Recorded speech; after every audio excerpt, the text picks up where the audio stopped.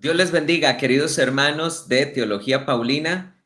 Quiero decirles que estoy sumamente feliz con esta entrevista que vamos a tener hoy, pues son dos hermanos que admiro muchísimo, que quiero muchísimo y bueno, yo creo que no hace falta que los presente, realmente son hermanos que son muy conocidos en las redes sociales y es al pastor Will Graham y al doctor Moore, que también es pastor. Y bueno, hoy vamos a compartir un tema muy interesante y es sobre el calvinismo y el arminianismo.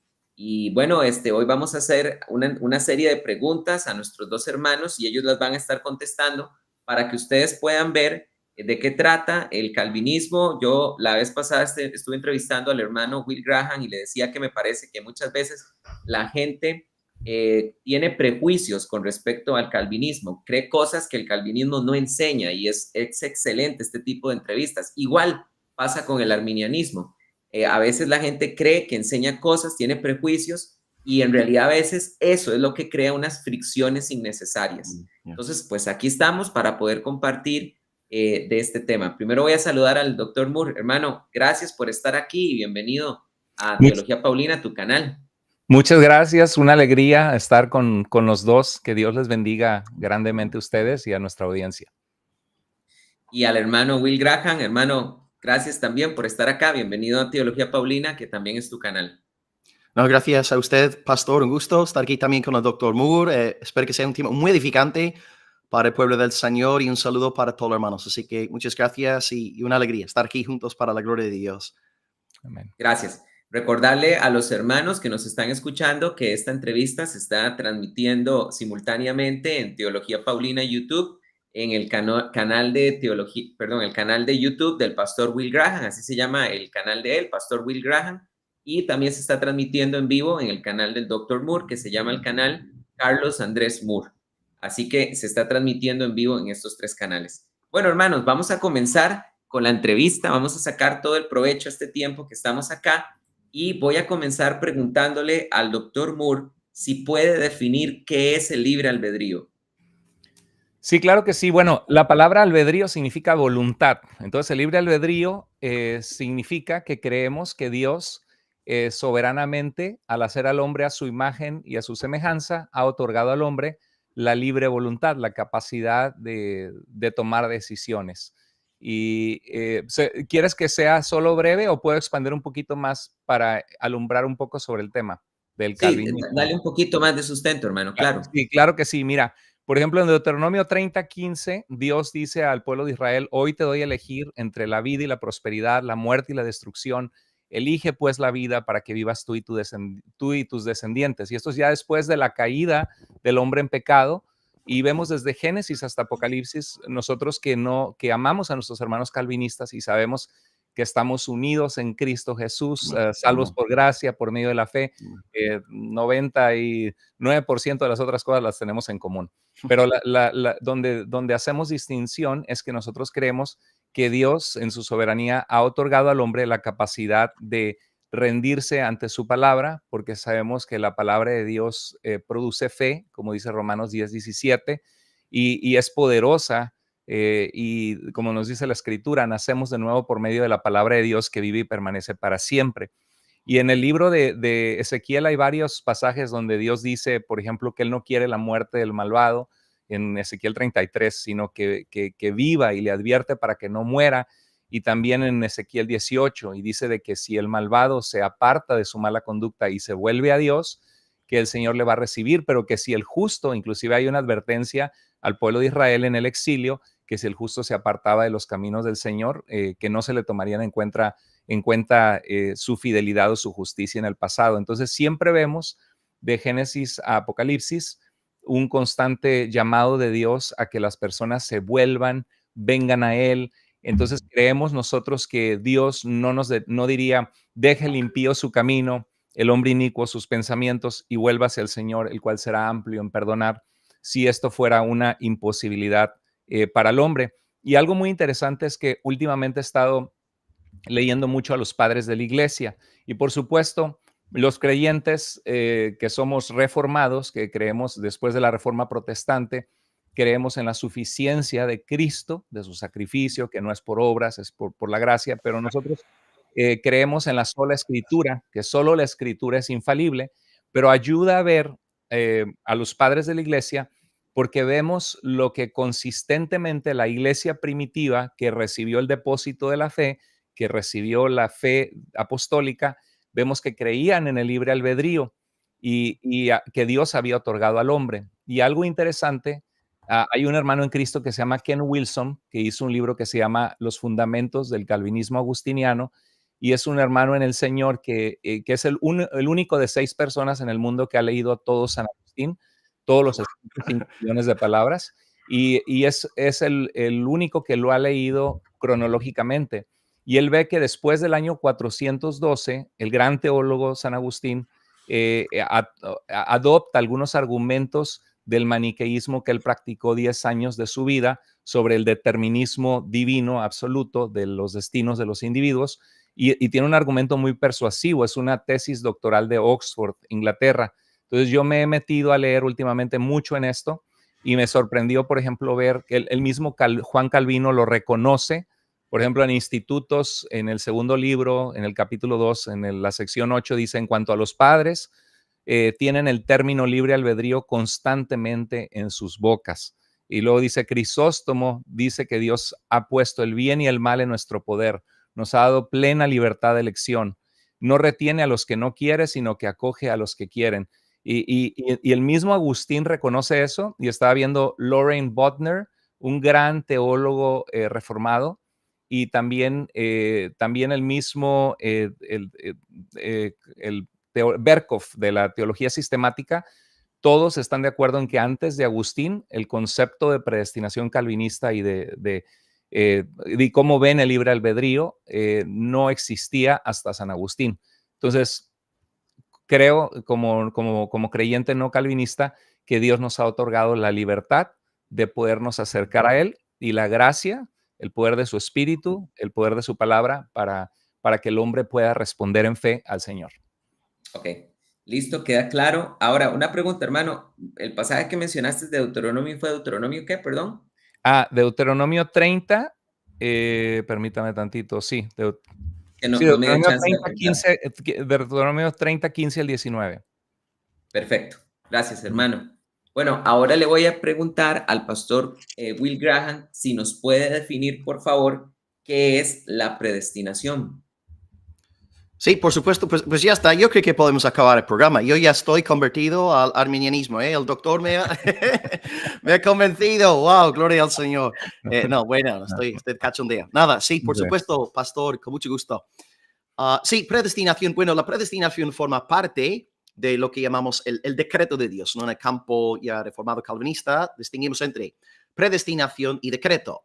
Decreto es más bien genérico, alude a toda la cosa. La predestinación sería soteriológica, es decir, la predestinación forma parte, sería como un departamento del decreto, y como nosotros estamos ahora exponiendo en nuestra iglesia, la Confesión de Londres de 1689, leo unas líneas que ellos utilizan para definir el decreto en general. Estoy leyendo textualmente del capítulo 3.1 y luego leeré lo que dicen sobre la predestinación. ¿Okay? Así que no voy a leer todo el párrafo, simplemente unas líneas que responden a la pregunta que usted me ha lanzado. Así que cuando el decreto en sí, Confesión de Londres 3.1, dice lo siguiente: Dios desde toda la eternidad, por el sapientísimo, es decir, el muy sabio, sapientísimo y santísimo consejo de su propia voluntad, ha decretado en sí mismo, libre e inalterablemente, todas, palabra clave, toda la cosa,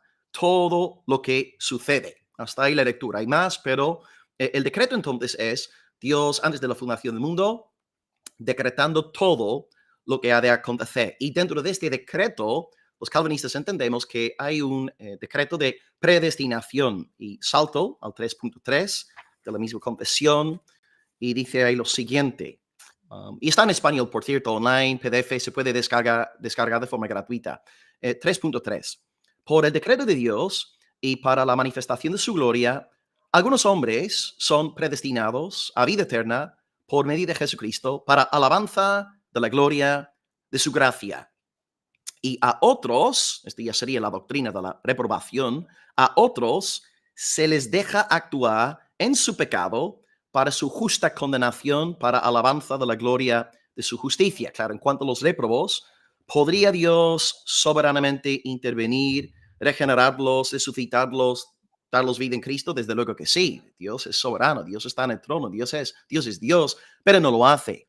¿Por qué no lo hace? Porque en su voluntad oculta, secreta, Dios no lo ha querido así. Así que en cuanto a la predestinación, el calvinista te va a decir, y bueno, yo como calvinista digo en este programa, la predestinación forma parte del decreto de Dios. El decreto es Dios declarando todo de antemano, todo lo que ha de suceder en la historia. Y luego la predestinación sería como ese departamento del decreto que tiene que ver con la soteriología, a saber, la salvación de algunos y la reprobación de otros. Esta a grandes rasgos sería lo que entendemos por pues, predestinación.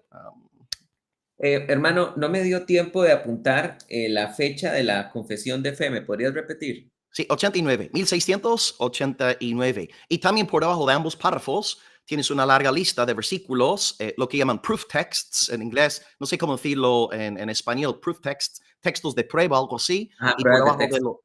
¿Cómo?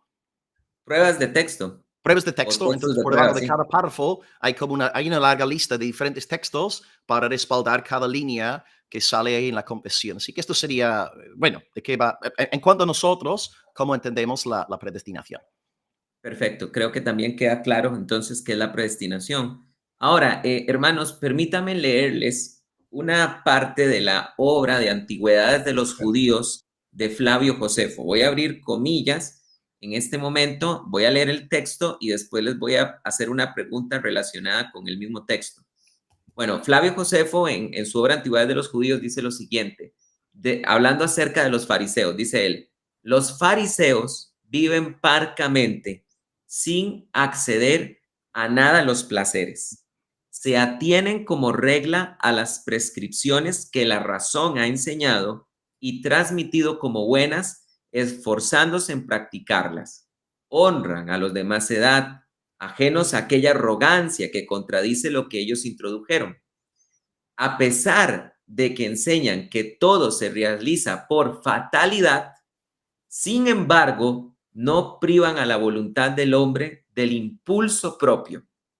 Creen que Dios ha templado las decisiones de la fatalidad con la voluntad del hombre, para que éste se incline por la virtud o por el vicio.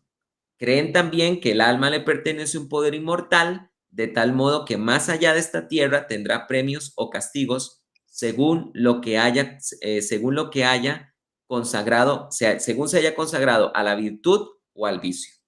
Entonces, queridos hermanos, leyendo estas palabras de Flavio Josefo, es muy interesante que cuando Josefo empieza a describir los 5 partidos judíos de su tiempo, del tiempo de Jesús, dice que los fariseos creen en la fatalidad, que a mi parecer sería hoy sinónimo de predestinación, pero también Josefo dice que ellos creen en que el hombre tiene impulso propio. Diría yo hoy en términos más actuales, libre albedrío. Entonces, mi pregunta exacta es, si los fariseos, según Josefo, creían en las dos cosas, en el libre albedrío y la predestinación, y Pablo dice ser también él, yo soy fariseo, ¿no deberíamos esperar más bien un punto de equilibrio entre estas dos doctrinas? ¿No resulta de alguna manera el calvinismo y el arminianismo extremos y no más bien sería el centro donde deberíamos apuntar? Esa es mi pregunta específica y voy a comenzar con el pastor Graham y después le voy a preguntar lo mismo al doctor Moore. Sí, ahora yo creo que según la lectura de Josefo, que en efecto hay cosas donde estamos de acuerdo. Por ejemplo, el calvinismo, seguramente más adelante hoy en el tiempo de charla, podremos demostrar que los calvinistas sí creemos, ¿no? Que el ser humano tiene voluntad. Estamos 100% convencidos de que las tres facultades constitutivas del ser humano existen, ¿no? La mente, la voluntad y los afectos. Lo que nosotros enseñamos es que están radicalmente depravadas e incapacitadas de agradar al Señor. Entonces, cuando Josefo ahí habla de, usted ha dicho, impulsos propios, pues por supuesto, el ser humano no es un robot, el ser humano tiene voluntad. Donde nosotros tenemos problemas es cuando empezamos a hablar de la libertad de la voluntad. No estamos en contra de la voluntad de la criatura, sino que la afirmamos. Pero nosotros encontramos en la Escritura que la criatura tiene una voluntad rebelde, desobediente, ingrata. Por tanto, nosotros sí, por supuesto, reconocemos la predestinación. Acabo de citaros, ¿no?, el documento de Londres, podría haber citado la Confesión de Westminster, los 39 artículos de la Iglesia Anglicana, pero sí, reconocemos la predestinación, pero al mismo tiempo reconocemos que hay una voluntad en el ser humano, donde nosotros, de nuevo, discrepamos, sería esa libertad de la voluntad. Ahí está la cuestión para nosotros. Sí, que sí, todos tenemos voluntad, no somos robots, no somos máquinas, no estamos hechos de, yo qué sé, madera, metal, ¿qué va? Tenemos voluntad, pero la pregunta es, ¿hasta qué punto es la voluntad del pecador libre? Ahí está realmente el key de la cuestión, ¿no? Así que esta sería Claro. al menos mi aportación.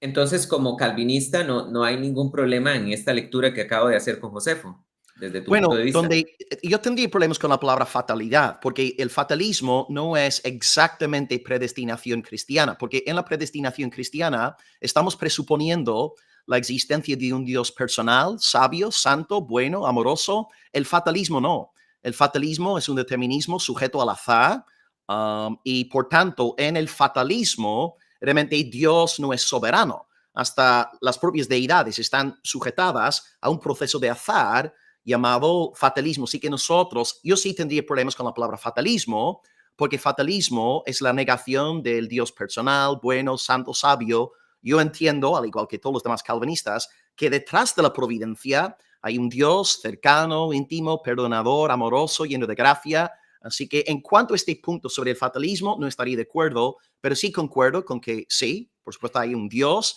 detrás de la providencia y que las criaturas tienen impulsos propios. Amén. Pero claro, una vez más diría que donde yo pondría en tela de juicio la doctrina de la voluntad sería la libertad de la voluntad para hacer lo bueno y para agradar a Dios. Pero hasta ahí sí, hasta ahí sí. Ok, queda muy claro. Me llama mucho la atención esto de la que mencionaste, de que no es lo mismo fatalidad y predestinación, y hay que revisar el griego de Josefo para ver si tal vez es un asunto de traducción. Me queda ahí como nota mental de ver cuál es la palabra griega que Josefo usa ahí. Hermano Moore, la misma pregunta para vos. ¿Qué opinas de este texto de Josefo? Muy bien. Bueno, primero que nada, quiero decir que los que no somos calvinistas absolutamente creemos en la predestinación, pero no la definimos igual como la define el calvinismo y tampoco los padres de la iglesia en sus primeros 400 años de cristianismo, hasta antes de Agustín. El verbo prorizo en griego significa determinar de antemano. Y significa que Dios, por supuesto, hay cosas que Dios determinó de antemano, como la muerte de Jesús por nuestros pecados, y el Señor puede predestinar personas a servicio de Dios, personas que Dios sabe que serán salvas, como el caso de Jeremías, que fue escogido por Dios desde antes de nacer para ser profeta a las naciones, o en el caso de Pablo, del apóstol Pablo, y el apóstol Pablo experimentó una conversión donde también su voluntad fue parte de esa conversión en medio de la búsqueda de Dios y la obra de Dios en él. Ahora, la palabra prorizo aparece solamente 6 veces en el Nuevo Testamento y solo 2 son relevantes al tema de aquellos que han sido salvos. Y la palabra predestinación se utiliza en Romanos 8:29 para hablar de que Dios predestina a los creyentes, a los que habrán de creer en Jesús, para ser conformados a la imagen de su Hijo. Y en Efesios capítulo 1, verso 5, habla de que somos predestinados los creyentes, que estaremos en Cristo Jesús para ser santos y sin mancha delante de Él. Entonces, es muy importante que lo que defina los conceptos teológicos sea la misma escritura. Y solamente hay 2 versículos en todo el Nuevo Testamento que hablan de predestinación en referencia a quiénes son predestinados. Los creyentes han sido predestinados.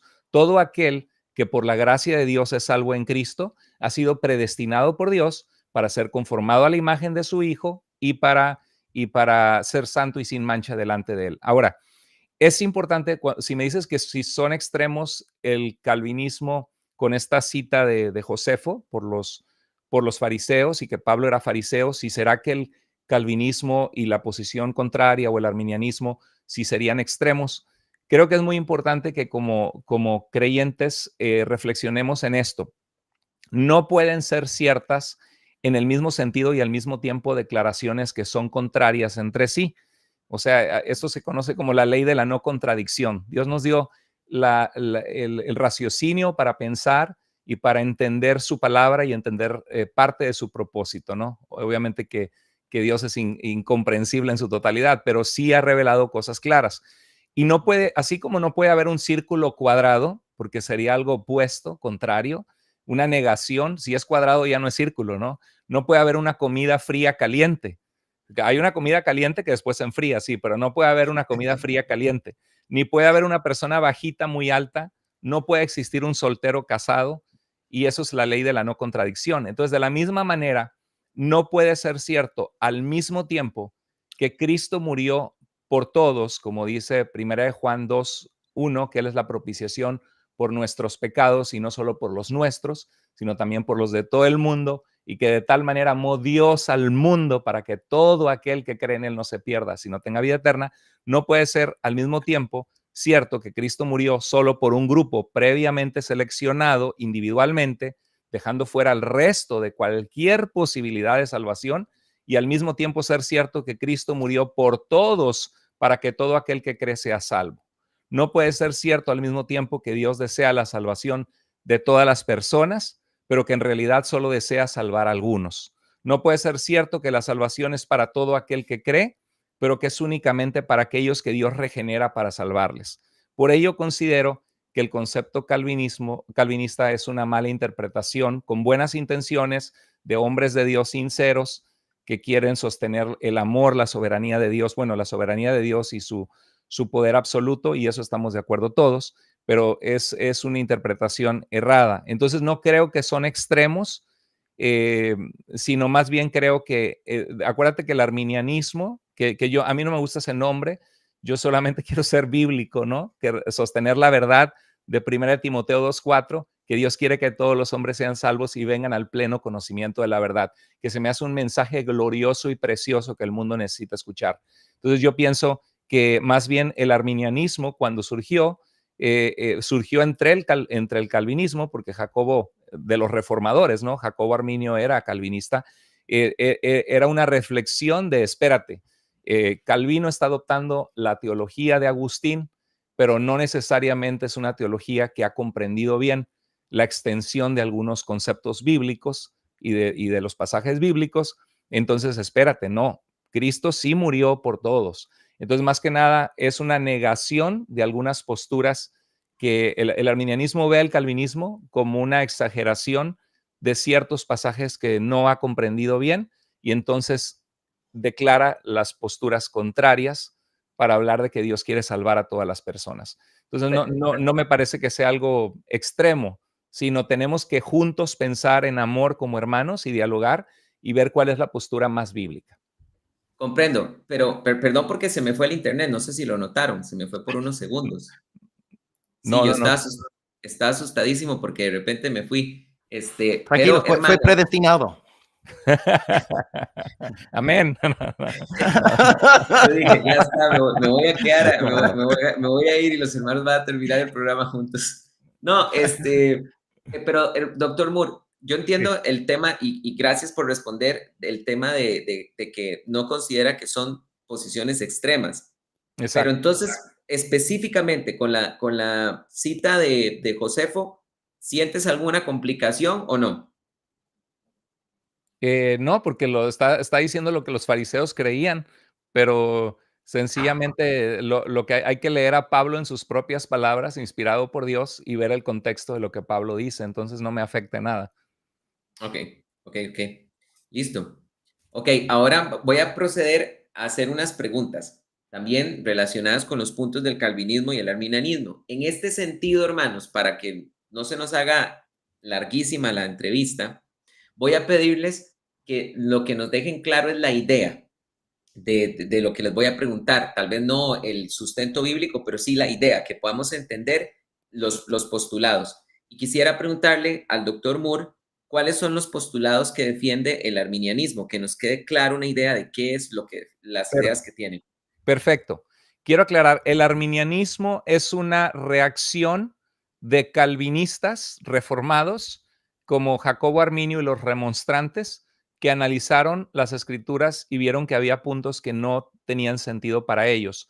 Entonces el arminianismo surge en una negación del calvinismo, de algunas posturas calvinistas. Muchas otras cosas, es un terreno amplio en común como hermanos en Cristo. Pero también entender que el arminiano no lo ve como una postura que surge en 1610, sino lo ve como una postura que era la postura bíblica y de los padres apostólicos y de los primeros padres de la iglesia. Pero los 5 puntos son estos. Es lo contrario a lo del tulip, ¿no? Los 5 puntos. Número 1, la elección de Dios es condicional, ¿sí? Dios llama a su pueblo elegido a todos aquellos que están en Cristo. Es una palabra que habla de ser su posesión especial. Es un vocablo que viene de la relación de Dios con su pueblo Israel desde el Antiguo Pacto, que los autores del Nuevo Testamento aplican a los creyentes salvos en Jesús, tanto gentiles como judíos que han sido salvos por la fe, por la gracia, ¿no? Entonces, la elección es condicional. La condición para ser parte del pueblo elegido es la fe, de acuerdo a lo que Dios mismo dice, porque el evangelio es poder de Dios para salvación a todo aquel que cree, ¿no? Romanos 1:16. Número 2, la redención es ilimitada. Es una carta abierta y un llamado a los hombres a arrepentirse y a venir al Dios de la gloria, nuestro Creador, que en 1 de Juan 2:2 dice el apóstol Juan que Jesucristo es la propiciación por nuestros pecados, y no solo por los nuestros, sino también por los de todo el mundo. Parece ser que hay alrededor de 18 versículos en el Nuevo Testamento que hablan de que la elección, la redención es ilimitada para todo el que cree, para el mundo entero. Y hay 0 versículos, no hay un versículo específico. Hubo un teólogo que dijo, la redención limitada es una doctrina que en busca de un versículo bíblico en donde anclarse con firmeza. Pero bueno, el tercer punto es que el ser humano está depravado en sus pecados, absolutamente corrupto por el pecado, tendemos al pecado, necesitamos ser rescatados, necesitamos la gracia de Dios para ser salvos, pero eso no significa inhabilidad para creer, pues Dios repetidamente en las Escrituras nos llama al arrepentimiento. Es como que Dios llama, vuélvete a mí, arrepiéntete. Pedro predica y dice que se arrepientan de esta perversa generación. Pedro no hubiera dicho que hagan algo que Dios no nos dice que hagamos algo que es imposible que hagamos. Entonces, creemos que ante el poder del evangelio y de su palabra, todo aquel que cree y se vuelve al Señor puede ser salvo. Entonces, la redención es ilimitada. El ser humano está depravado en sus pecados, pero no inhabilitado en poder responder a la palabra de Dios. El cuarto punto del arminianismo es que la gracia es preveniente preveniente significa que precede, la gracia que precede a la salvación es en la que Dios prepara nuestro corazón. Nosotros no somos pelagianos de creer que solitos nos salvamos por las buenas obras. Creemos que Dios prepara nuestro corazón, creemos que Dios nos busca. Yo creo que eso es lo que hace que muchos creyentes abracen el calvinismo, porque recuerdan cómo Dios tuvo misericordia de ellos y propició el terreno y preparó su corazón. Y ellos dicen, es que Dios me escogió, es que Dios me salvó.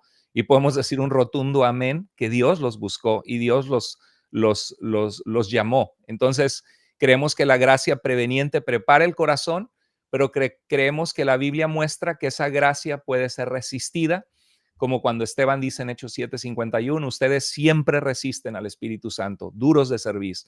O cuando Jesús dice en Mateo 23:37, ¿cuántas veces quise juntarte, pero tú no quisiste? Dios quería llamarles al arrepentimiento, les envió profetas, los mataron, vino Jesús, el Hijo de Dios, y lo rechazaron. Entonces Dios quería alcanzarle, pero ellos no. Entonces la gracia y las situaciones en las que Dios nos llama pueden llegar a ser rechazadas, no porque Dios no sea soberano o no se cumpla su voluntad, sino porque la voluntad de Dios y porque precisamente Él es soberano, Él soberanamente quiso que la salvación fuese recibida bajo la condición de la fe de todo aquel que cree. Es una determinación de Dios mismo. Y cinco, la quinta cosa que define al arminianismo es la preservación condicional de los santos si continúan en Cristo, como, o sea, podemos saber que ya somos salvos, que hemos sido sellados con el Espíritu Santo. Juan dice en 1 Juan 5:13, les escribo a ustedes que creen en el nombre del Hijo de Dios para que sepan que tienen vida eterna. El ser humano, el cristiano no tiene que estar con miedo. Ay, ¿será que pierdo mi salvación? ¿Será que Dios todavía no? No, uno debe vivir con el casco de la salvación, sabiendo nuestra identidad en Cristo, pero también dice Hebreos 3:14, somos hechos participantes con Cristo con tal que retengamos firme hasta el fin nuestra confianza del principio, sabiendo que el que comenzó la buena obra la perfeccionará, que Dios estará con nosotros, pero que eso no niega la realidad que dice 1 Timoteo 4:1, donde el Espíritu dice claramente, y el Espíritu es el Espíritu Santo, que es Dios, dice claramente que en los postreros tiempos algunos apostatarán de la fe. Entonces, ¿quién es el que lo dice? Dios mismo, el Espíritu Santo. Entonces, ¿qué parte de que el Espíritu Santo dice claramente que algunos apostatarán de la fe no comprendemos con claridad que el Espíritu Santo está diciendo que puede llegar a ser una posibilidad en algunos, como lo dice Dios mismo?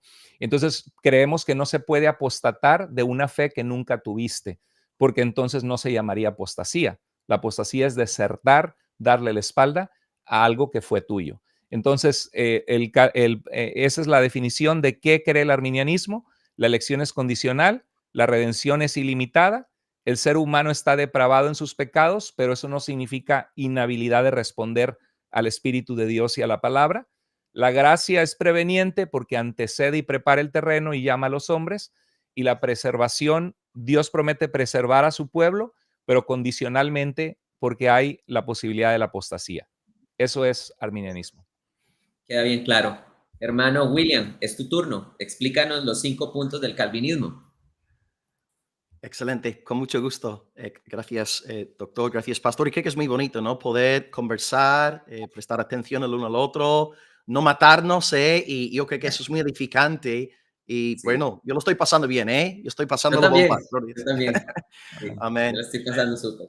Amén. Pues bueno, como bien dice el doctor Moore, nuestro querido pastor, sí, yo simplemente, por supuesto, las mismas 5 doctrinas, pero luego con ya la descripción ya calvinista. En primer lugar, creemos en la depravación total. Yo sigo tulip, en inglés, tulipán, es el acróstico que utilizamos para hablar de estas doctrinas.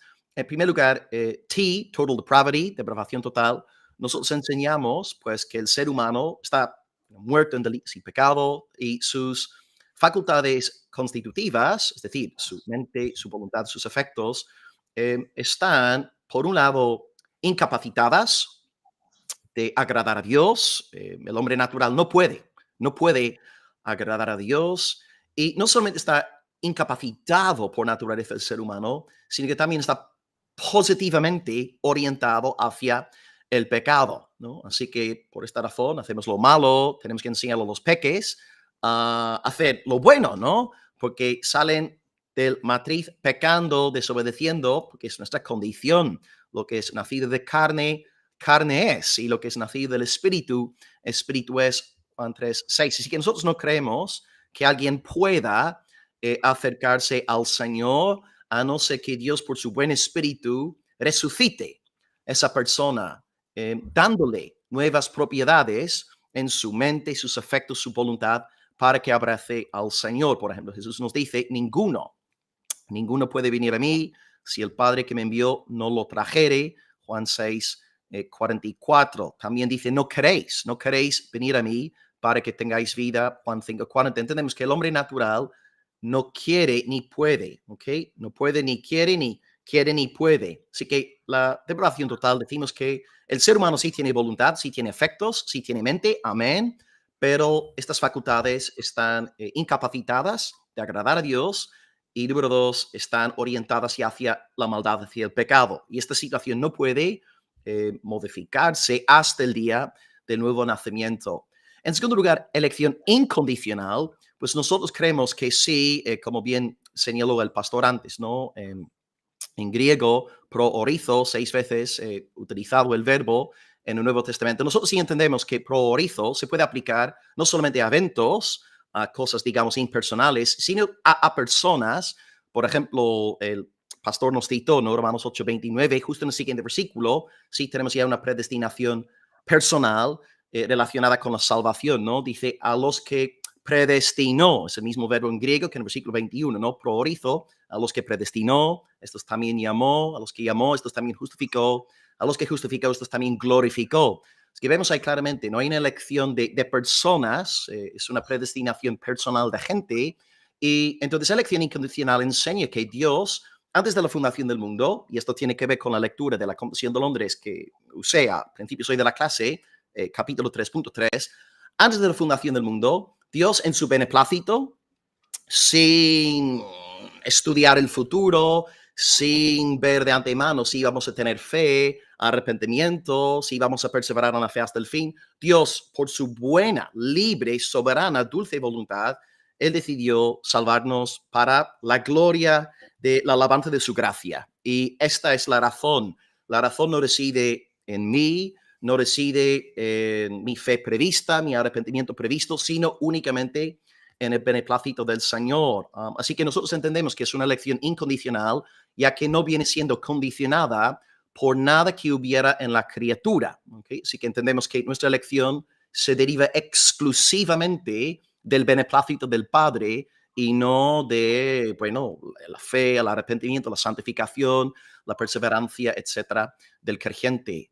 En tercer lugar, ya que Dios entonces predestina a un pueblo, estamos todos depravados en Adán y Eva, todos caídos, Dios predestina a un pueblo para su alabanza, pues envía a Cristo para ser el sustituto de ese pueblo, para ser el segundo Adán, para ganar su salvación, para efectuar esa redención. No meramente hacer posible la salvación, no simplemente abrir la posibilidad, sino en efecto salvar. Poderosamente, eficazmente, comprar a personas en la cruz. Y nosotros pues creemos que Jesucristo vino al mundo para salvar a su pueblo, ¿no? Por ejemplo, en Juan 17:9, la gran oración sacerdotal de Jesús, el Señor Jesús nos dice, Padre, yo no ruego por el mundo, sino por los que me diste. Y ahí Jesús está hablando como sacerdote. Y todos sabemos, ¿no? Según esas confesiones de fe en el mundo protestante, que el sacerdote desempeña dos papeles que son inseparables.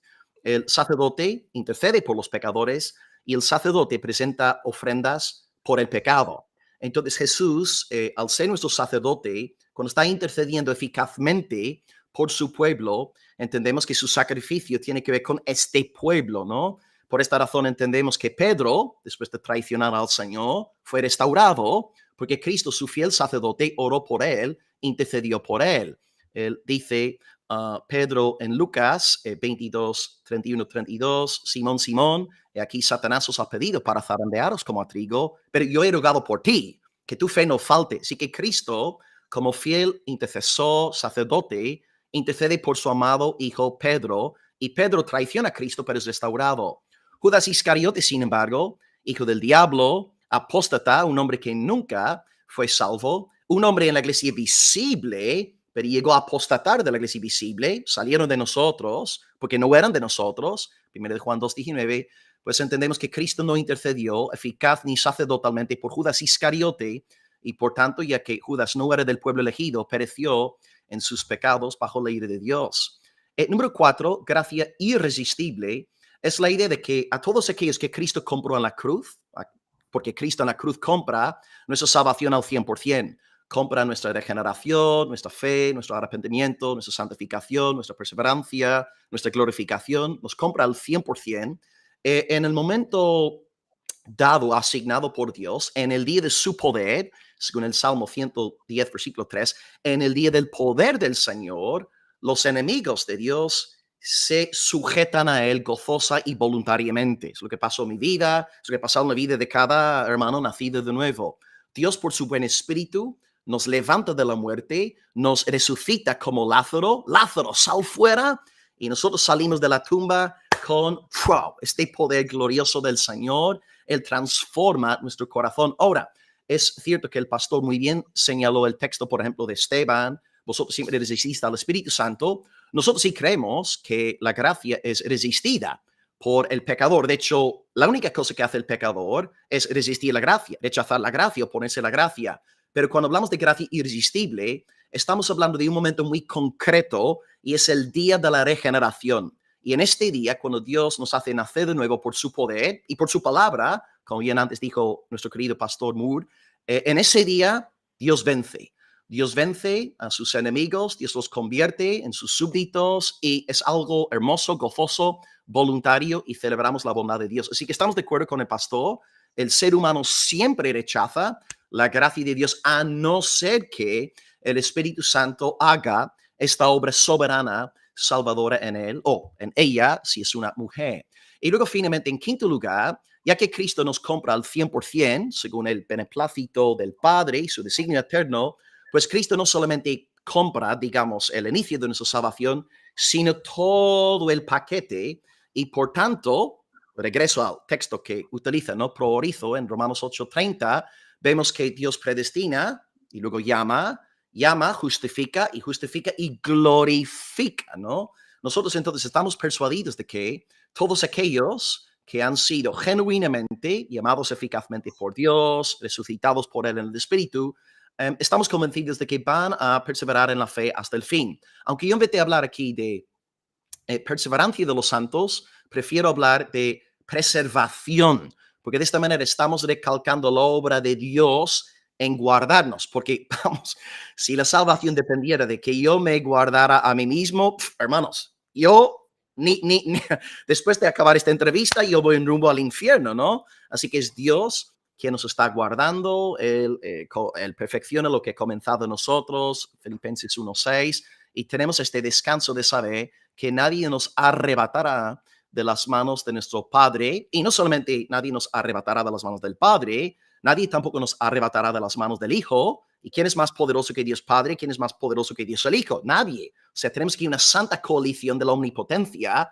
y como si esto fuera poco, tenemos el sello del bendito Espíritu Santo de Dios. Aleluya, 3 veces aleluya. Así que nosotros creemos y estamos persuadidos de que aquellos que han sido predestinados por el Padre, redimidos por el Hijo y resucitados, regenerados por el Espíritu, por la gracia de Dios, nosotros vamos a perseverar en la fe hasta el fin, no por mérito nuestro, no por nuestros esfuerzos, sino únicamente por esa gracia que nos alcanzó. Y en ese sentido confesamos alegremente que Jesucristo es el autor y consumador de nuestra fe y a Él pues toda la gloria, solo Deo gloria, ¿no? Y esta sería en esencia la versión calvinista de los 5 puntos que nuestro querido pastor antes nos ha compartido. Queda muy claro también, gracias al doctor Graham por exponerlos.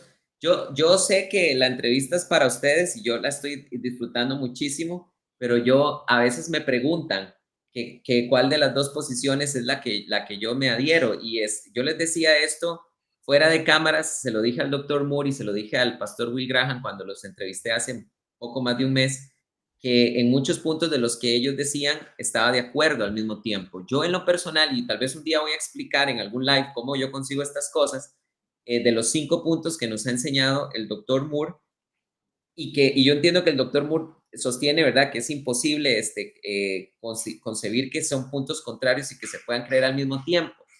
Pero la sensación que yo tengo es otra en lo personal. Por ejemplo, escuchando al doctor Moore de los 5 puntos que expuso, yo estoy de acuerdo con él en 4 y en el único que no estoy de acuerdo es en la perseverancia condicional. Y escucho al hermano Will Graham y entiendo que parecen, desde el punto de vista de muchos, contradictorios, y escucho al doctor Will Graham y estoy de acuerdo con él en 4 puntos. Con el que no estaría de acuerdo con él es con la expiación limitada. Pero un día voy a tal vez a explicar cómo es que yo entiendo estas cosas, pero me encanta escucharlos de verdad porque no me puedo poner del lado de ninguno de los dos en muchos aspectos, sino que de verdad me siento ahí en el centro, donde estoy ahorita, en el centro de los dos.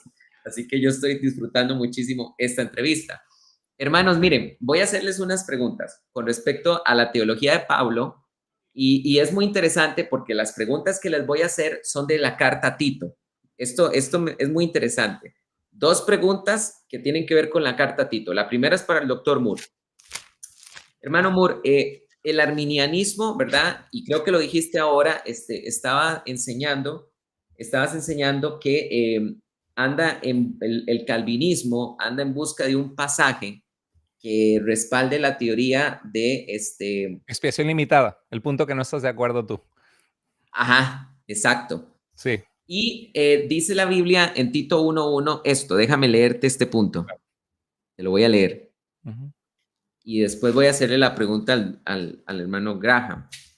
Tito 1:1 dice así: Pablo, un esclavo de Dios y apóstol de Jesucristo, conforme a la fe de los escogidos de Dios y al conocimiento pleno de la verdad que es según la piedad.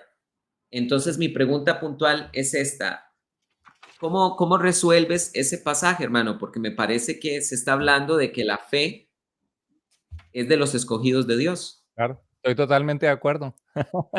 Sí, la pregunta es, gracias, hermano, y gracias a los dos. También estoy disfrutando muchísimo el estar juntos y el intercambiar ideas y el compartir, porque lo que nos mueve es el amor a Cristo y el amor a la gente. No Amén. nos mueve el querer tener la razón, sino Sí, exactamente. queremos amar la verdad, antes de que tener la razón, ¿no? Entonces, Amén. pero en el caso de los elegidos, la Biblia, como lo compartí hace rato, nos llama a todos los cristianos su pueblo elegido. El problema es que nuestra mente corre a pensar, elegido significa que los eligió. Y yo quiero aclarar algo importante, un concepto importante en la hermenéutica. Hay palabras en la escritura que no necesariamente la forma en que el autor bíblico, inspirado por el Espíritu Santo, las utiliza es de forma literal al significado de la palabra, porque en nuestro tiempo decir elegido es que yo te elegí a ti y no elegí al resto. Pero, por ejemplo, en la Biblia, Jesús es llamado el Hijo de Dios. Sabemos que Dios no tuvo un hijo con alguna diosa en el cielo, sino es un hebraísmo para comunicar que Jesús es el único que refleja la naturaleza del único Dios invisible que nadie ha podido ver. Por ejemplo, dice que nosotros éramos hijos de desobediencia o hijos de ira. No significa que nuestra mamá se llamaba desobediencia o ira, sino que teníamos una naturaleza desobediente bajo la justa ira de Dios. Y también Judas era el hijo de perdición porque tenía una naturaleza perdida. Cuando la Biblia habla de que Jesús es el Hijo de Dios, es que él tiene la naturaleza divina, que en él se ha manifestado corporalmente toda la plenitud de la deidad.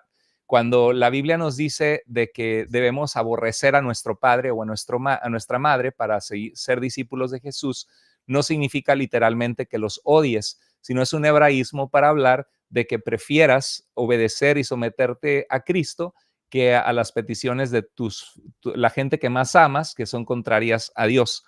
En Colosenses 1:15 se dice que Cristo es el primogénito de la creación y los testigos de Jehová lo utilizan para hablar como que Jesús es un ser creado porque fue la primera creación de Jehová Dios en la tierra. Pero vamos al Salmo 89, me parece que es verso 27 y dice: puse a David como mi primogénito, el más excelso de los reyes de la tierra. Entonces está usando la palabra Pablo en Colosenses 1:15 como primogénito para hablar de aquel que tiene la preeminencia sobre todo. Entonces, cuando la Biblia nos habla de que nosotros somos elegidos, no está hablando de una elección individual donde Dios escogió en su gracia a Will, a José Carlos y a Carlos Andrés, sino y dejó fuera a Mario, a Pancho, a Francisca, a Sonia. No, está hablando de que Dios eligió tener un pueblo suyo que es para su posesión especial, para alabanza de su gloria, y que ese pueblo son sus elegidos. Por ejemplo, y este es un lenguaje del Antiguo Testamento, que por ejemplo en Primera Crónicas 16:13 dice, oh simiente de Israel, su siervo, hijos de Jacob, sus escogidos. O Salmo 89:3, yo he hecho un pacto con mi escogido. Siempre es una referencia al pueblo de Dios, la palabra escogidos. Y por ejemplo, Abraham es escogido para que en su simiente sean salvas todas las naciones de la tierra. Entonces es una elección para bendecir. Dios escoge a Pablo para llevar su nombre a los gentiles y en presencia de los reyes. Dios escoge para incluir. En donde el calvinismo lo ha malentendido es que cree que Dios escoge excluyendo al resto, individualmente a unos, y que los demás no tienen ninguna oportunidad jamás de ser salvos. Por ejemplo, en Deuteronomio 14:12 dice, porque eres pueblo santo para el Señor tu Dios y el Señor te ha escogido para que le seas un pueblo de su exclusiva posesión de entre los pueblos de la tierra. Ser un pueblo escogido de Dios es ser un pueblo de su exclusiva posesión, que vive para Él, que le ama, que proclama su nombre. Entonces, los autores del Nuevo Testamento utilizan ese tipo de lenguaje y, por ejemplo, quiero mostrarles en Pedro, que dice, 2 de Pedro 1, 9 al 11, dice, porque el que carece de estas virtudes es ciego o corto de vista, habiendo olvidado la purificación de sus pecados pasados. Así que, hermanos, sean cada vez más diligentes para hacer firme su llamado y elección de parte de Dios.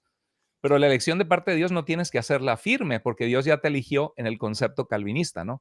Porque mientras hagan estas cosas, no caerán jamás, pues de esta manera les será concedida ampliamente la entrada al reino eterno de nuestro Señor y Salvador Jesucristo. Entonces, en este pasaje, Pedro habla que los creyentes hagan firme su elección.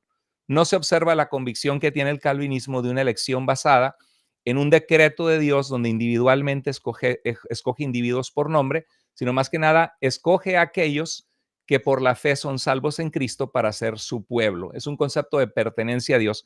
Y quiero cerrar con esto.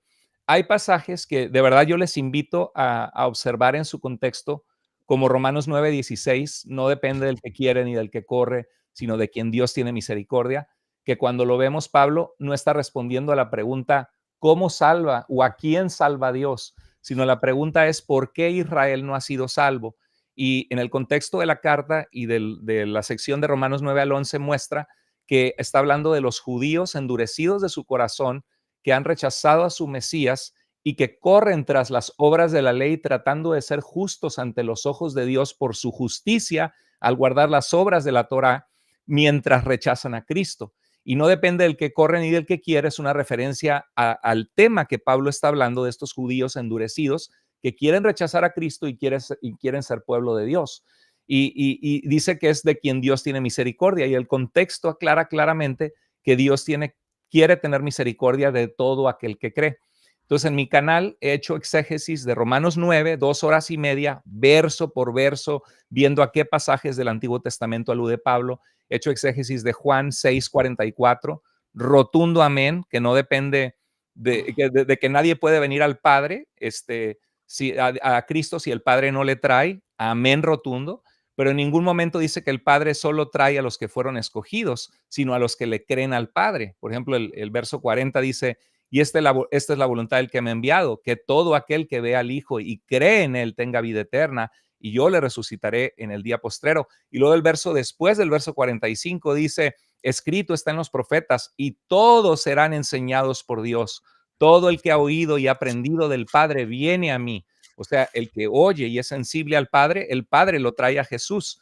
Y es el Evangelio de Juan 100 veces habla del verbo creer, y el propósito del Evangelio de Juan es para que estas cosas sean escritas, para que crean que Jesús es el Cristo y para que creyendo tengan vida en su nombre. Es un llamado a todos. Y tengo también un video de Juan 10 sin lentes calvinistas y lo analizo verso por verso, mostrando cómo sus ovejas, está hablando Jesús apelando a Ezequiel capítulo 34, Salmo 95. Entonces, a veces lo que pasa es que Agustín nos impactó mucho en la teología cristiana, y Martín Lutero era un monje agustino, y Calvino mismo de su propia boca dice que su influencia más grande es Agustín. Y tú escuchas las lecturas de Agustín y son muy profundas. Es una persona que estudió mucho filosofía, que el Señor lo salvó, y él reflexiona sobre la fe, y Agustín te conquista, te enamora con sus palabras, y la reflexión y especulación teológica y filosófica exalta ciertos atributos de Dios que vemos que son certeros, y entonces abrazamos todo el sistema pensando que es correcto, pero no lo es. Quiero cerrar con esto, perdón que me alargué. En Juan 17, vi la entrevista que le hiciste al hermano Will Graham, la disfruté mucho también, y el hermano mencionaba que antes del ser calvinista le impactaba mucho cuando Jesús oraba en Juan 17:9 y decía, no te pido solo por estos, no dice, no te pido por el mundo, sino por los que me has dado, Padre. Entonces ahí, este es un concepto que si ves el versículo así nada más, parece que el calvinismo es correcto. Pero, por ejemplo, cuando analizamos Juan 17, no está hablando de todos los creyentes de todas las épocas. Jesús está a punto de ir a la cruz y dejar a sus 12, no los iba a dejar huérfanos, los iba a dejar con el Espíritu Santo, pero está a punto de ir a la cruz y dice, les he dado tu palabra. Está hablando de los 12 que estuvieron con él 3 años. Los he enviado al mundo. Te pido por los que han de creer en mí, por la palabra de ellos. Está hablando de los 12 que el Padre le dio y que él escogió en Lucas 6:12, pasando la noche en oración. Ninguno de ellos se perdió, sino el hijo de perdición, para que la escritura se cumpliese. Entonces, lo que vemos que está hablando de los 12 apóstoles, específicamente, no está hablando de José Carlos, de Carlos Andrés, de nuestro hermano Will, está hablando de esos 12 y dice en el verso 6, han guardado tu palabra. En el verso 8, la recibieron y entendieron en verdad que salí de ti y creyeron que tú me enviaste. Vemos que no hay una regeneración o un llamado de una gracia irresistible, sino que estos discípulos respondieron al llamado de Jesús y a la gracia de Jesús cuando la recibieron, la entendieron y la creyeron. Y vemos que Jesús ora, la oración donde dice, no te pido por el mundo, sino por ellos. La exclusión del mundo de la oración sacerdotal de Jesús en Juan 17 debe entenderse en su contexto. Los discípulos han sido elegidos para ayudar a la iglesia a cumplir su llamado, que no es otro que revelar y continuar la misión de su Señor en el mundo. En el verso 18 dice, yo también los he enviado al mundo. Jesús no se ha olvidado del mundo. Y luego en el verso 20 dice, pero no ruego solo por estos, sino por los que han de creer en mí, por la palabra de ellos. Por eso oraba por ellos y no por el mundo. Y en el verso 21, para que el mundo crea que tú me enviaste. Verso 23, para que el mundo sepa que tú me enviaste. Entonces lo que veo es que el calvinismo, al ver a Agustín, al ver a Calvino y la riqueza y robustez de la teología calvinista, los volúmenes de Berkov y ver que son hombres llenos del Espíritu Santo, que aman a Dios, que quieren exaltar la soberanía de Dios y desarrollan esos conceptos teológicos basados en especulación y en teología, muchos abrazan, pero nos olvidamos de sola escritura. Vamos al contexto y veamos si realmente pues se sostienen esas posturas. Entonces, esa es mi exhortación a todos, que siempre vayamos a la escritura y veamos el contexto. Perdón que me profundicé mucho. Gracias, hermano. Mira, ahora voy a hacer una pregunta al pastor Will Graham, que está también relacionada con la carta a Tito. Okay. Y es, hermano, voy a leerte específicamente los versículos. Es Tito capítulo 2, versículo 12 y 13. Te los voy a leer, 11 y 12, perdón. Dice, porque la gracia salvadora de Dios fue manifestada a todos los hombres, enseñándonos que renunciando a la impiedad y a las pasiones mundanas, vivamos sobria, justa y piadosamente en el mundo presente. Este pasaje te lo estoy citando, hermano, porque cuando estabas exponiendo los puntos del calvinismo, hablabas de que el ser humano, ¿verdad?, está depravado y aunque tiene libre voluntad, su libre voluntad no lo puede conducir a un arrepentimiento que le permita ganarse la salvación. Entonces, por eso quiero preguntarte cómo resuelves este pasaje, porque el pasaje nos habla de la gracia de Dios que salva y que se manifiesta a los hombres, pero que les dice a los hombres que se tienen que arrepentir de su impiedad y sus pasiones mundanas. ¿Cómo interpretas este pasaje, querido hermano, como calvinista? Sí, muy bien, estupendo. Y muchas gracias, pastor, porque en 2 ocasiones me has llamado hoy doctor en el programa. Yo, de verdad, me caes súper bien. Quiero regalarte algo. 2 veces me ha llamado doctor Graham. ¡Mua! Un beso. ¡Mua! De verdad, estoy súper contento. Tengo unas ganas de hablar con mi mujer, decir que me han nombrado doctor hoy. Muchas gracias, hermano. Me has iluminado la tarde. Gloria a Dios. Bueno, Tito. Sí, bueno, antes que nada, estamos aquí con Pablo. Pablo para mí, desde luego, ¿no? En cuanto a la depravación del hombre, yo creo que si hay un autor en el Nuevo Testamento que repite hasta el cansancio que no hay quien busque a Dios, no hay quien pueda, yo creo que es Pablo. Entonces, para mí, ya para empezar con una cita de un texto paulino para aludir a la supuesta capacidad de la voluntad del hombre, ya, para mí vamos ya mal encaminados. Pero bueno, en el contexto, estamos aquí en Tito. Tito es marcadamente fácil, ¿no? Es un libro que se centra en la sana doctrina. El hermano Pablo arranca con una breve salutación, 4 versos, luego dice que Tito tiene que establecer ancianos, hombres capaces de enseñar sana doctrina, hombres con vidas en orden delante de Dios, pero capaces de enseñar sana doctrina, porque hay muchos indoctos, muchos lobos torciendo la cosa. Y por tanto necesitamos que haya hombres en las iglesias enseñando sana doctrina y dedicar realmente la mayor parte del libro, el corpus del libro, a definir qué es exactamente esa sana doctrina. Y en el pasaje que estamos aquí considerando, pues él dice que la sana doctrina se dirige a diferentes tipos de personas. Por ejemplo, está hablando aquí de, a partir del versículo 3, tenemos ahí a las ancianas, tenemos también el versículo 4 a las jovencitas, ¿ok? No voy a leer los versículos para no enrollarme mucho. Luego tenemos los maridos nombrados, los hijos nombrados, los jóvenes nombrados. Y luego en el versículo 9 empieza a hablar de los siervos y los amos, o sea, indicando que hay gente pobre, gente rica, también elegida por el Señor. Y luego, en este marco, cuando está hablando de todas estas personas, en cuanto a los siervos y amos, él da 2, digamos, exhortaciones, hablando a los siervos. Él dice que, uno, los siervos no deben ser respondones, no deben tampoco defraudar a sus amos.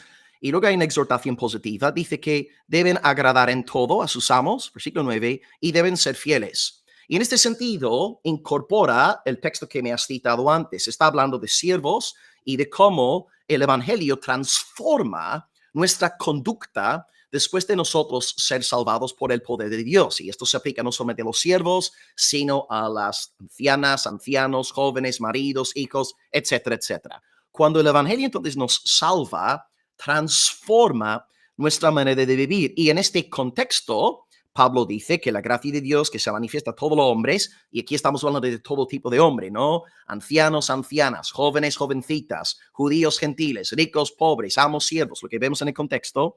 Entonces, esta gracia que nos salva, que se manifiesta a todos los hombres, nos enseña que renunciando a la impiedad y a los deseos mundanos, vivamos en este siglo sobria, justa y piadosamente. Entonces, según lo que está diciendo los siervos, un siervo, ya que es nacido de nuevo, renuncia a la impiedad. Por tanto, no va a defraudar a su amo y no va a ser respondón. Y luego dice, la persona vivirá de forma sobria, justa y piadosa. Por tanto, según lo que Pablo está diciendo en el contexto, eso significa que el siervo agradará en todo a su amo y será fiel. Y luego después de esta breve exhortación, regresa al tema de los siervos y los amos. Consiguientemente, aquí lo que estamos viendo en este texto es el fruto de una persona genuinamente regenerada por el Espíritu Santo. Antes, por ejemplo, de conocer a Dios, en el mismo párrafo, en el 3.3, Pablo dice que éramos insensatos, rebeldes, extraviados, esclavos de lujurias, deleites diversos, viviendo malicia, envidia, aborrecibles, aborreciéndonos unos a otros. Ahí está el fruto de la depravación total. Pero cuando Dios nos salva por su gracia, hay una transformación radical en nuestras vidas, y esto significa que vamos a ser siervos para la gloria de Dios, amos para la gloria de Dios, esposas para la gloria de Dios, maridos para la gloria de Dios, padres, hijos, etcétera, para la gloria de Dios. Entonces, en este sentido, no creo que el texto nos esté hablando exegéticamente del ejercicio del libre albedrío en la salvación, sino que entiendo que el texto aquí nos está diciendo que cuando Dios soberana y eficazmente por su gracia salva a una persona, regenera a una persona, pues esta regeneración se ve mediante los frutos producidos. Y yo también acabo con algo un poco atrevido, pero en mi convicción personal yo creo que aquí estamos en el párrafo más calvinista del libro de Tito, porque si os fijáis, ahí tenemos en el 3.3 la depravación total, ahí tenemos en el 3.5 la gracia irresistible, que Dios nos salvó, no por obras de justicia que nosotros hubiéramos hecho, no por nuestras decisiones, es su misericordia, su Espíritu Santo. Luego tenemos en el 2.14 la redención limitada, que Cristo se dio a sí mismo por nosotros para redimirnos. No simplemente hacer posible la redención, sino efectuar nuestra redención. Y luego en el 3.7 tenemos la perseverancia de los santos, diciendo que después de ser salvados por gracia, somos justificados y venimos a ser herederos conforme a la esperanza de la vida eterna. Así que yo diría que lejos de ser un pasaje arminiano, yo creo que este párrafo es, si me permitís, el anacronismo es uno de los textos más reformados, más calvinistas que hay en el corpus paulino. Así que esta es la forma en que yo interpreto Tito 2, 11 y 12. No creo que tenga que ver con el libre albedrío en la salvación, sino tiene que ver con los frutos de una voluntad genuinamente transformada y santificada por el bendito Espíritu Santo de Dios. Gracias. Bueno, primero que todo, quiero decirles, hermanos, que esta entrevista está buenísima y lo digo porque conforme ha estado avanzando la entrevista, cada vez más personas están escuchándola ya entre los 3 canales que están transmitiéndose esta enseñanza. Recuerden que esta enseñanza se está transmitiendo a través del YouTube del doctor Carlos Andrés Moore. Así aparece el hermano en su canal, doctor Carlos Andrés Moore. También se está transmitiendo en vivo a través del YouTube de nuestro hermano, el pastor William Graham. Doctor, y también a través de Teología Paulina. Y bueno, hermanos, les cuento que ya estamos superando entre los 3 canales los 1,400 personas y se han mantenido y sigue subiendo y subiendo. Revisando el chat, ¿verdad? Porque es que es abismal la cantidad de pasajes o comentarios. Veo que hay muchísima gente que está diciendo que está disfrutando muchísimo la entrevista. Pero bueno, vamos a comenzar a sacar las ruedas de aterrizaje, ¿verdad? Porque ya se nos está acabando la entrevista y nos quedan 3 preguntas. Y yo quiero decirles, hermanos, que quiero que entiendan el espíritu de esta pregunta que les voy a hacer. Es una pregunta más al corazón. Más al corazón. Y es con respecto a, yo sé que han defendido también las posturas, ¿verdad? De cada uno de manera muy convincente y eso está excelente. Pero más que apelar a eso en este momento, me gustaría hacerles esta pregunta al corazón. Y me gustaría primero preguntarle al doctor Moore. Hermano, de los 5 puntos que presentaste, que nos explicaste hoy, ¿cuál crees que es el más débil? ¿O puedes tal vez reconocer que es el que más te ha costado reconciliar o aceptar? Bueno, respondiendo con toda honestidad, es mi conciencia está sujeta a la palabra de Dios y he dado suficiente tiempo para analizarlo.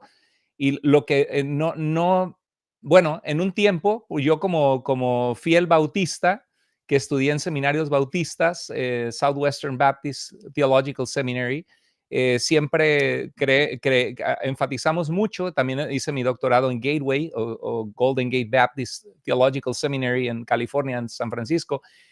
Siempre enfatizamos la seguridad de la salvación. Y yo sigo creyendo en la seguridad de la salvación, en la promesa que Dios ha hecho, que nos ha sellado con el Espíritu Santo, pero ahora hago lugar en mi corazón, convencido por la Escritura, ya graduado, ya con mi maestría, ya enseñando el seminario. Me tocó estudiar el libro de Hebreos y llegar a un reto a mi corazón, decir, bueno, pero está hablando a cristianos, está diciendo que realmente un cristiano puede llegar a apostatar de la fe y que lo que queda es una horrenda expectación de juicio que ha de devorar a los adversarios después de haber sido iluminados, partícipes del Espíritu Santo. Entonces me metí a estudiar tanto a autores calvinistas como a hombres de Dios, como Howard Marshall, como F.F. Bruce, N.T. Wright y otros que son pues eruditos del Nuevo Testamento, y a ver cada versículo. Y ese me costó dejar el creer la posibilidad, que la Biblia sí habla de la posibilidad de una apostasía, y es el punto más controversial, yo creo, es el que tú, hermano José Carlos, no estás de acuerdo. Y está bien, pues somos hermanos en Cristo, todos tenemos que apegarnos a lo que creemos que la Escritura dice, ¿no? Pero pienso que ese punto también es el más débil, en el sentido que es el punto que causa que algunos en algunas iglesias duden de su salvación, que no se sientan seguros en su identidad en Cristo. Y yo nunca he abogado por eso, porque como creyentes tenemos que saber que hemos sido salvos por gracia, por medio de la fe. Dice Jesús, el que oye mi palabra y crea al que me envió, tiene vida eterna y no vendrá condenación, mas ya ha pasado de muerte a vida. Tenemos que saber que ya somos del Señor por su gracia. Entonces, ese es el punto más débil que perjudica la fe de muchos, de sentirse inseguros sobre su salvación dentro del sistema arminiano, en algunos que no han entendido la seguridad que Dios nos da. Me encantó tu respuesta, me pareció sumamente sincera, hermano. Muchas gracias. Y ese es el mismo espíritu, hermano Graham. ¿Cuál es el punto de los 5 puntos calvinistas que expusiste que sientes que es el más débil o que quizás fue el que más te ha costado resolver o aceptar? Ya, a nivel emocional, sin lugar a dudas, para mí la redención particular, porque claro, desde mi conversión al Señor me vienen enseñando, ¿no? En efecto, que Cristo ha muerto por todos. Incluso el querido pastor nos ha compartido varios textos hoy, ¿no? Ahora, yo a lo mejor interpreto aquí los textos de otra manera. Por ejemplo, el primero de Juan 2:2 es la propiciación, no solamente por nuestros pecados, sino los del mundo.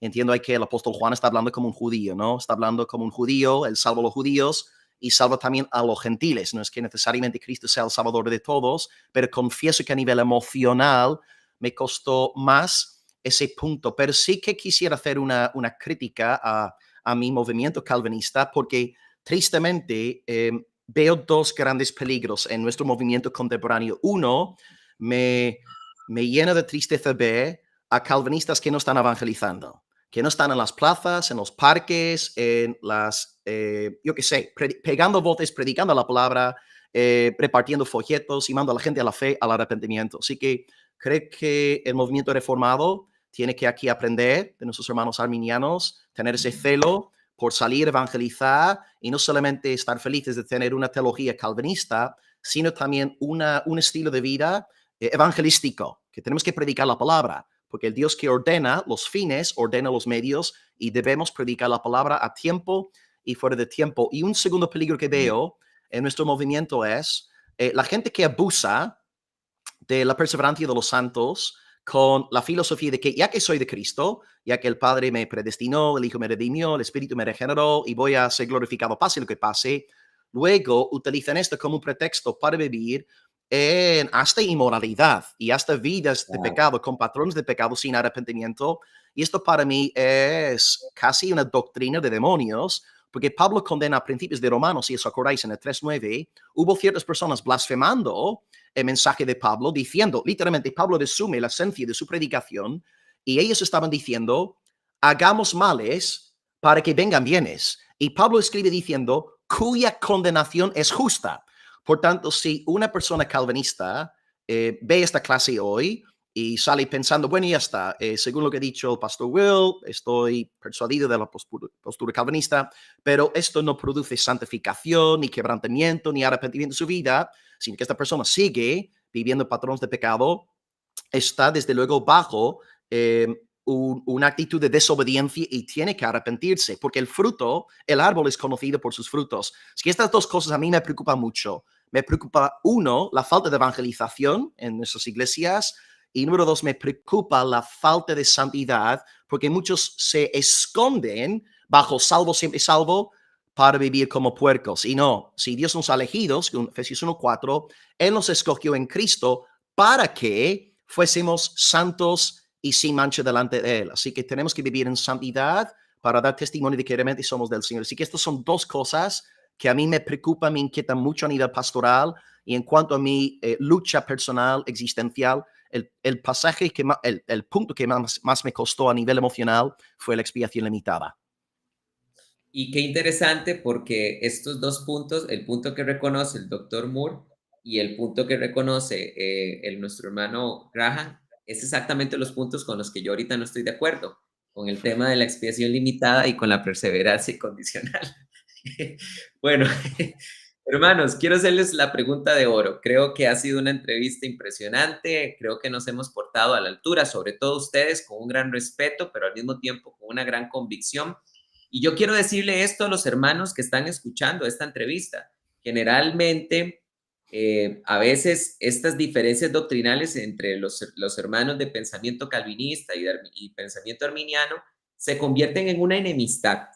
Y eso yo en lo personal no lo veo bien, no me parece correcto que entre hermanos haya odios y disensiones por estas cosas. Yo creo que perfectamente nos podemos tomar, lástima que estamos en diferentes países, el pastor Will Graham en España, el doctor Moore en Estados Unidos, yo aquí en Costa Rica, pero a mí me encantaría sentarme con los dos a tomar un café y hablar de este tema por un par de horas, me encantaría. Pero Hagamos un hermanos, congreso.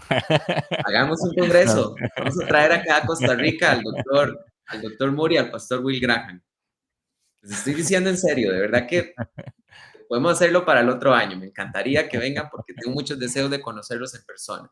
Amén, amén. Hermanos, yo quiero decirles eso, que me parece que los que están escuchando esta entrevista tienen hoy un buen ejemplo de cómo dos hermanos con posturas doctrinales distintas pueden perfectamente superarlas, porque me parece que lo más esencial estamos de acuerdo, ¿verdad? Eso es muy importante. Entonces, mi pregunta final es la siguiente y es para los dos.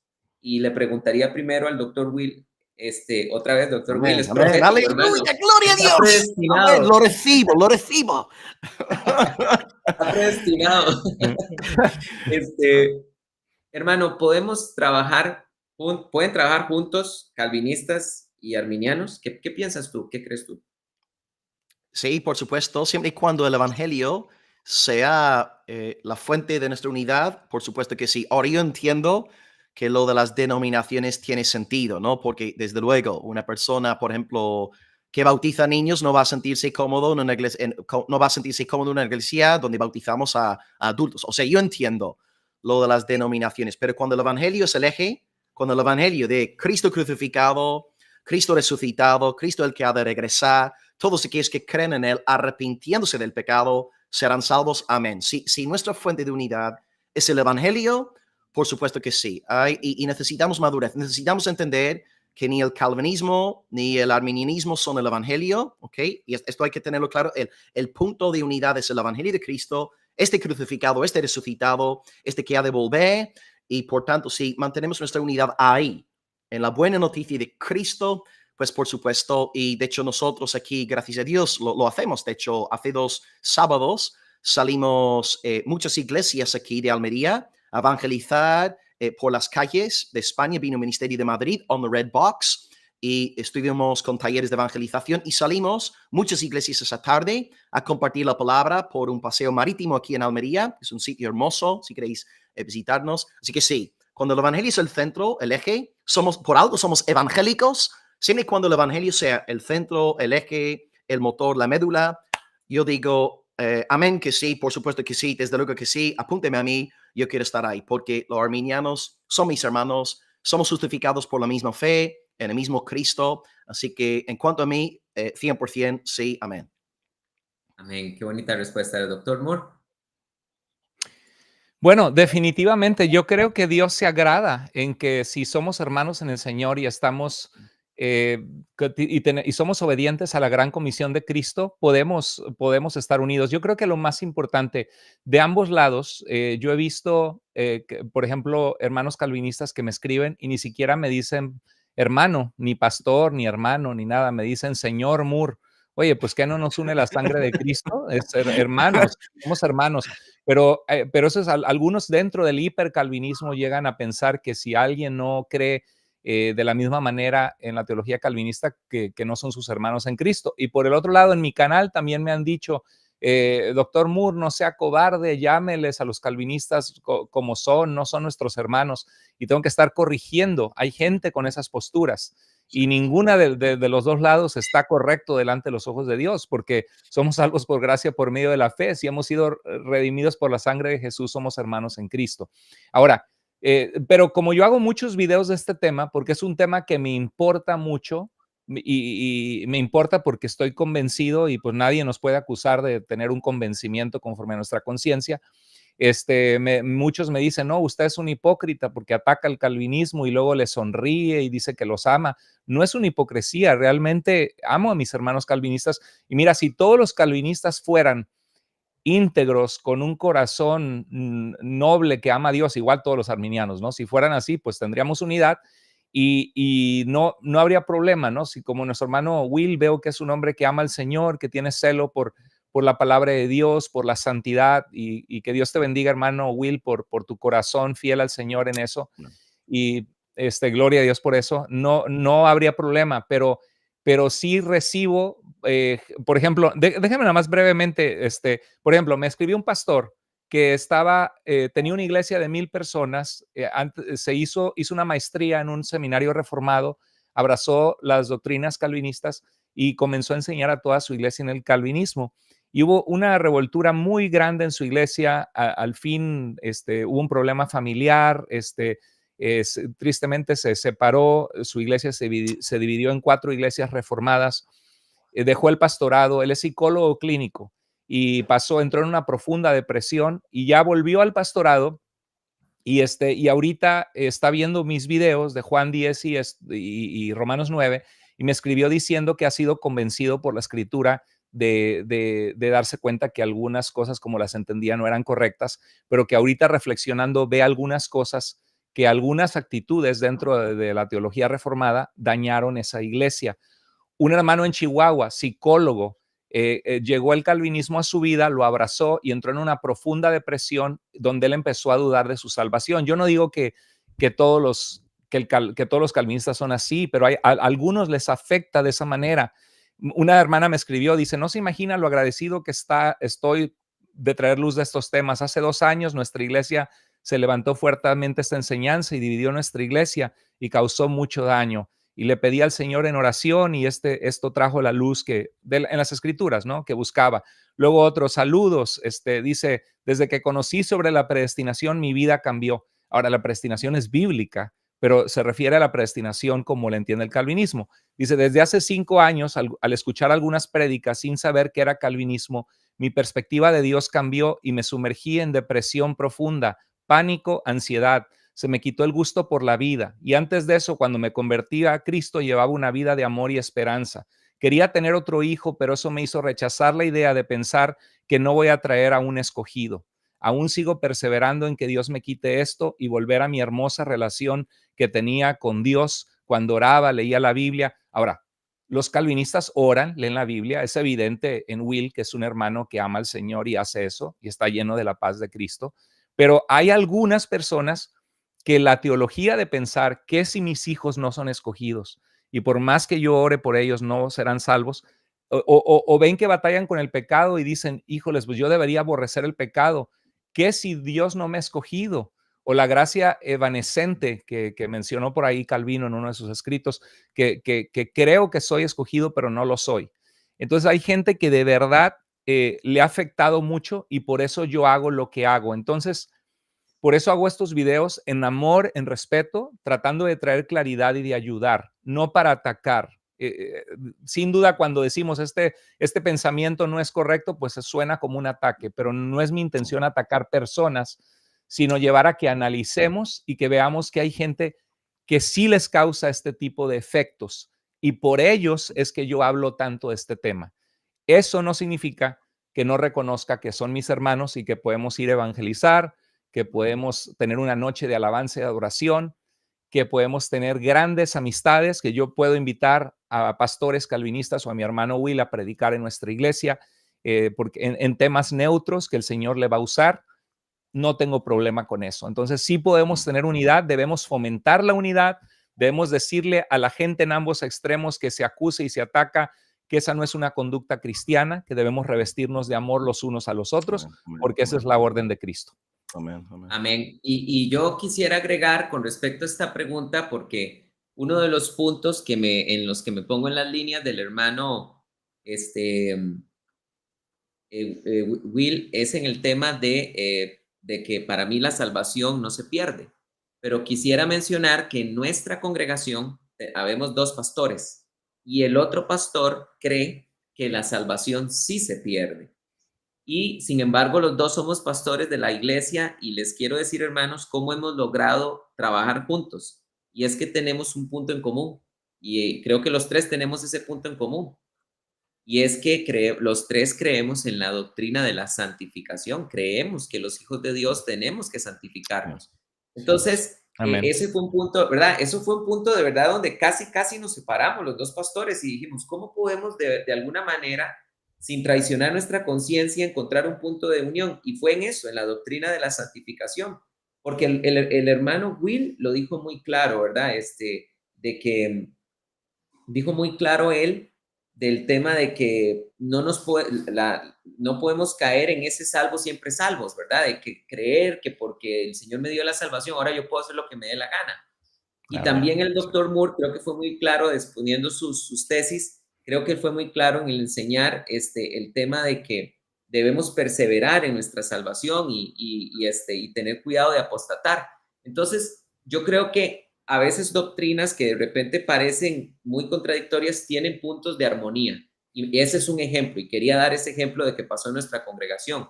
Tanto mi persona como el otro pastor de la congregación, el pastor Rubén, a pesar de que diferimos en este punto soteriológico, los dos creemos y predicamos que sin santidad nadie verá a Dios. Entonces, creo que ese es el punto de unión. Hermanos, queridos, les digo, voy a estar orando mucho para que el Señor nos abra puertas para ver si podemos hacer aquí un congreso en Costa Rica. Y desde ya les digo que no solo un congreso, sino que creo que es un deber moral de los tres, si logramos hacer algo aquí en Costa Rica, también ir a evangelizar. Y ojalá hacer un grupo bonito de personas que sigue la página de Teología Paulina para que nos acompañen a evangelizar, porque el evangelio es poder de Dios para salvación. Amén. Amén. Creo que en eso estamos de acuerdo los tres. Queridos hermanos, muchísimas gracias. De verdad, estoy demasiado feliz con haber tenido esta entrevista tan provechosa con ustedes y espero que no sea la última. Espero volver a tenerlos en mi canal, tanto juntos como individual. Y de verdad les doy muchas gracias. Hermano, Dr. Moore, puedes despedirte de la comunidad y al final nuestro pastor Will Graham y quedamos por concluidos. Muchas gracias. Tenemos que estar con los ojos puestos en Jesús, el autor y consumador de la fe, unidos en esa salvación de gracia que Dios nos ha dado. Y recuerden, como dice la Escritura, que dice que de toda palabra ociosa que salga de nuestra boca daremos cuenta a Dios, sino que usemos la palabra que sea buena para la necesaria edificación de los oyentes. Entonces, mi oración es que Dios nos ayude a que el evangelio se expanda, porque el verdadero enemigo está allá afuera con tantas sectas, falsas doctrinas, Satanás destruyendo vidas, aquí en Estados Unidos creo que el año pasado 100,000 personas muertas de sobredosis de droga, el Islam avanzando en el mundo y no es una religión de paz, sino que busca imponer y necesitamos preparar a los hispanos para saber en la apologética la suficiencia y la verdad del evangelio de Cristo y no ser arrastrados por otras doctrinas. Entonces, es bueno recordar todo lo que nos une, que somos el pueblo de Dios. Y fue un placer estar contigo, José Carlos, gracias por tu invitación. Y contigo, Will, un placer conocerte. Que Dios bendiga tu vida, tu familia y ministerio. Amén. Amén. Hermano Will. Amén. Sí, pues muchísimas gracias. Y segundo lo dicho por nuestro querido pastor, puestos los ojos en Jesús, Cristo es el centro, Él es el eje, Él es nuestro todo en todo. En cuanto a la invitación a Costa Rica, bueno, no sé, ¿ahí atacan a los pelirrojos o los dejan en paz? Porque si atacan a los pelirrojos, no, lo siento, no puedo ir, pero si me dices que sí, pues sí, seguramente nos veremos por ahí. Pero excelente tiempo, me ha encantado el espíritu porque tristemente he visto algunas grabaciones en español sobre, bueno, llamadas conversaciones entre calvinistas y arminianos y madre mía, no eran conversaciones, eran peleas, veías casi algo diabólico ahí, pero a mí me ha encantado este formato. Sé que hemos estado hablando de un tema concreto y bueno, si luego más adelante quisieras hacer otra grabación sobre una área determinada de los 5 puntos, yo también, bueno, cuenta conmigo. A mí me ha encantado, también aprecio mucho el ministerio del Dr. Moore, he podido ver unos vídeos de él predicando en su iglesia también y me encanta ese corazón pastoral tierno que ama al Señor y en efecto, como él dice, somos hermanos en la fe y yo creo que esta es la forma, ¿no? De amarnos, sí, por supuesto, con diferentes secundarias, pero unidos en el Evangelio para la gloria de Dios Padre, la gloria de Dios Hijo y la gloria de Dios Espíritu Santo. Amén. Aleluya. Amén. Amén. Y bueno, me gustaría, para terminar, solamente decirles a la comunidad de Teología Paulina que yo en lo personal sigo los 2 canales de los hermanos, porque es que a eso es el punto que yo quiero llegar, ¿verdad? Eso de que, yo no escucho canales que no son calvinistas, o no, yo no escucho canales que no son arminianos. A ver, yo no soy ni lo uno ni lo otro y a los 2 los escucho. Y me encantan las enseñanzas de los 2. De verdad que me encanta el trabajo que hacen los 2 en redes sociales y sus enseñanzas. Este es el canal del doctor Will Graham. Lo pueden encontrar ahí, Pastor Will Graham. Ahí pueden suscribirse. Los invito, hermanos, para que puedan suscribirse al canal. Ya también les voy a compartir el link del Dr. Moore. Permítanme un segundito. Ahí en ese link que les estoy compartiendo es el link de nuestro hermano, el pastor Will Graham. Aquí les estoy por compartir el de nuestro hermano, el Dr. Moore. Permítanme un segundo también para que le puedan dar suscribirse. Aquí está el canal del Dr. Moore. Ahí lo pueden encontrar como Carlos Moore. Y finalmente, Carlos Andrés Moore, así sale en YouTube. Y finalmente, queridos hermanos, si ustedes también me lo permiten, les voy a compartir mi canal también, que pueden seguir acá en Teología Paulina. Permítanme un segundito. Y los invito para que puedan estar siguiendo el trabajo que estamos haciendo todos en redes sociales. Este otro es mi canal, Teología Paulina. Así que ahí queda a la discreción de ustedes si quieren seguirnos o no. Gracias, queridos hermanos, y espero de verdad tomarme aquí un café en algún momento en Costa Rica con el doctor Moore y con el pastor Will Graham. El café de Costa Rica, hermanos, modestia aparte, es el mejor del mundo, eso decimos nosotros. Vamos a ver si les gusta, pero me encantaría tenerlos acá en la capital, en Río de Dios. Ojalá que podamos hacer algo bien bonito. Dios me los bendiga, que tengan mucha paz. Gracias. Hasta luego. Chao. Hasta luego.